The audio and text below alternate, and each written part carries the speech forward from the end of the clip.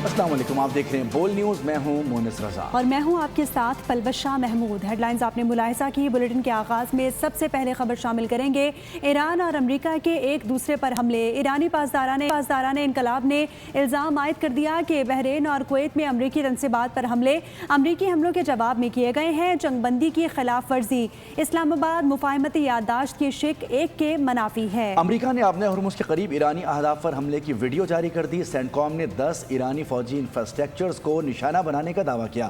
ادھر ایرانی حملوں کے نتیجے میں بحرین اور کویت دھماکوں سے گونج اٹھے۔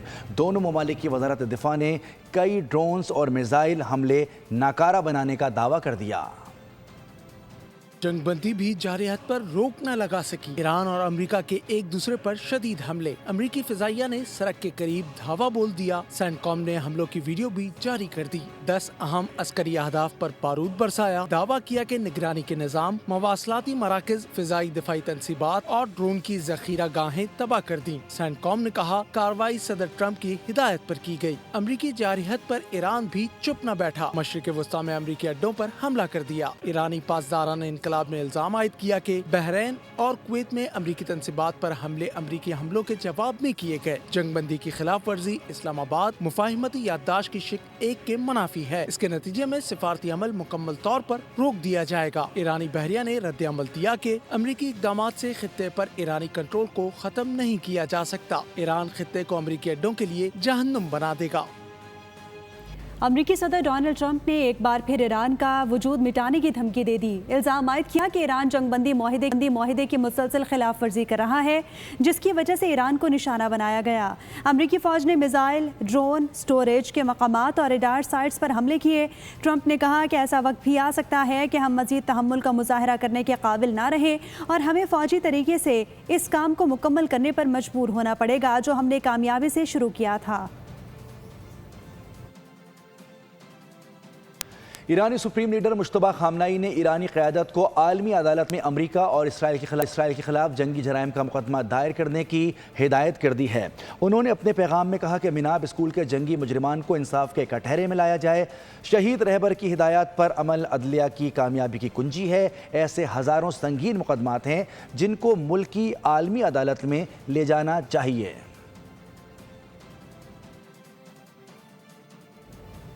آبنہ ہرمز کے انتظام میں کسی بھی قسم کی مداخلت خطے میں کشیدگی بڑھا دے گی، ایران نے خبردار کر دیا۔ ایرانی وزیر خارجہ عباس عراقچی نے عراقی ہم منصب کے ہمراہ مشترکہ پریس کانفرنس کی، کہا کہ آبنہ ہرمز میں بحری ٹریفک بحال کرنے کی ذمہ داری صرف تہران پر ہے۔ خطے کو محفوظ رکھنے کے لیے تمام ممالک کو مل کر کام کرنا ہوگا۔ عراقی وزیر خارجہ فواد حسین نے کہا آبنہ ہرمز کے اطراف کشیدگی جاری ہے اور یہ جنگ پورے خطے کے لیے نقصان دہ ہے جسے فوری طور پر ختم ہونا چاہیے۔ ایران پر حملوں کے مخالف ہیں۔ ایران نے لبنان سے اسرائیلی انخلا کی واضح ٹائم لائن مانگ لی۔ ترجمان ایرانی وزارت خارجہ اسماعیل بقائی نے صحافیوں سے گفتگو کرتے ہوئے کہا کہ مقبوضہ لبنانی علاقوں سے غیر مشروط اور اسرائیلی انخلا کے واضح ٹائم لائن طے کی جائے۔ لبنان کی خود مختاری کا تحفظ اور جنگ کا خاتمہ پائیدار معاہدے کی بنیادی شرط ہے۔ ایران کا موقف اقوام متحدہ کے منشور اور عالمی قوانین کے بنیادی اصولوں پر مبنی ہے۔ معاہدے کے دیرپا ہونے کے لیے اسرائیلی قبضے کا خاتمہ ناگزیر ہے۔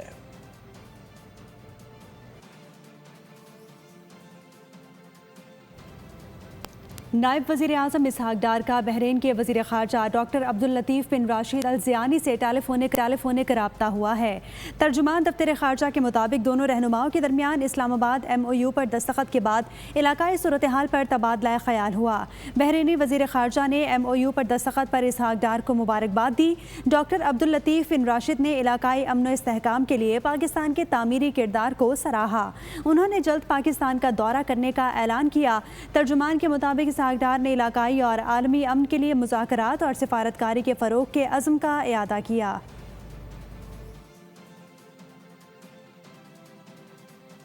سعودی عرب کے شہر راس تنورہ میں آئل کمپنی آرامکو کا ہیلی کاپٹر گر کر تباہ ہو گیا۔ حادثے کے باعث ہیلی کاپٹر میں سوار تمام 14 افراد جان کی بازی ہار گئے۔ برطانوی خبر ایجنسی رائٹرز کے مطابق واقعہ مقامی وقت کے مطابق صبح تقریباً 6 بجے پیش آیا اور جاں بحق ہونے والے تمام افراد سعودی شہری تھے۔ مقامی حکام نے حادثے کی وجہ معلوم کرنے کے لیے تحقیقات شروع کر دیں۔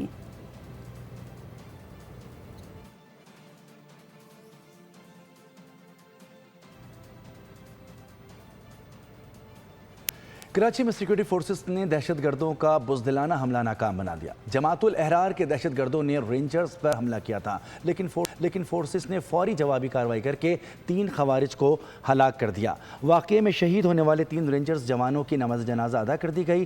قومی قیادت نے شہداء کو خراج عقیدت پیش کرتے ہوئے دہشت گردی کو جڑ سے اکھاڑ پھینکنے کے عزم کا اعادہ کیا ہے۔ کراچی میں رینجرز پر حملے کی کوشش ناکام۔ کراچی میں رینجرز کے کیمپ پر دہشت گردوں نے حملے کی کوشش کی، لیکن رینجرز کے جوانوں نے جواں مردی سے مقابلہ کر کے 3 خوارج مار گرا دیے، جبکہ افغانستان کے ایک شہری کو زخمی حالت میں گرفتار کر لیا۔ ISPR کے مطابق کارروائی کے دوران 3 بہادر فرزندان وطن نے جام شہادت نوش کر لیا، جبکہ 4 زخمی ہوئے۔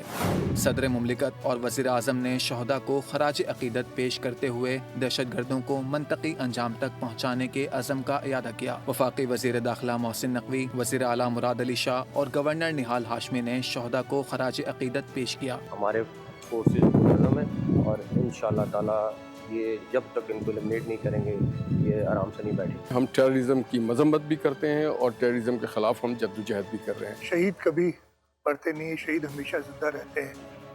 پاکستان رینجرز کے شہید جوانوں کی کراچی میں نماز جنازہ ادا کر دی گئی۔ اس موقع پر وفاقی وزیر داخلہ، وزیر اعلیٰ سندھ، گورنر سندھ، وزیر داخلہ سندھ سمیت اعلیٰ فوجی افسران نے بھی شرکت کی۔